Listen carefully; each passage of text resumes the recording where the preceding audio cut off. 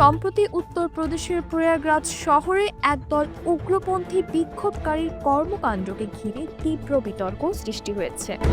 পাকিস্তান বিরোধী স্লোগানের মধ্যে তারা শুধু পাকিস্তানের পতাকা নয়, সৌদি আরবের জাতীয় পতাকাও রাস্তায় বিছিয়ে পদদলিত করে। অথচ সৌদি পতাকায় লেখা ছিল মুসলিমদের জন্য অত্যন্ত পবিত্র ধর্মীয় বাণী কালিমা তাইয়েবা। ঘটনার ভিডিও সোশ্যাল মিডিয়ায় ছড়িয়ে পড়লে ব্যাপক প্রতিক্রিয়া দেখা যায়।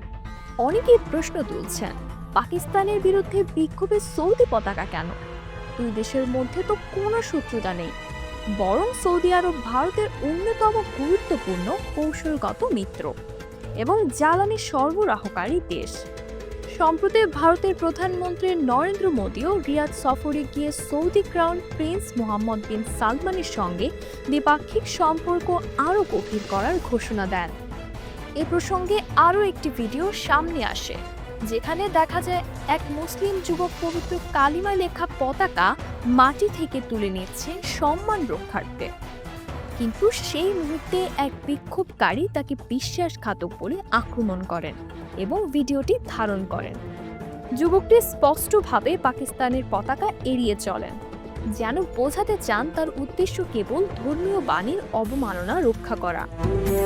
বিশ্লেষকদের মতে এই ঘটনাটি উদ্বেগজনকভাবে ইঙ্গিত করে যে কিছু গোষ্ঠী পাকিস্তান বিরোধী অবস্থানকে অজুহাত হিসেবে ব্যবহার করে ইসলাম ও মুসলিমদের ধর্মীয় মূল্যবোধে আঘাত হানার চেষ্টা করছে।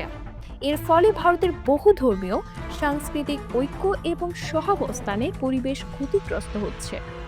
মানবাধিকার কর্মী ও সামাজিক বিশ্লেষকেরা এই ঘটনার নিরপেক্ষ তদন্ত এবং দোষীদের বিরুদ্ধে ব্যবস্থা গ্রহণের দাবি জানিয়েছেন। তারা বলেছেন, মত প্রকাশের স্বাধীনতা যেন কারো ধর্ম, বিশ্বাস বা জাতীয় গৌরবকে অপমান করার হাতিয়ার না হয়।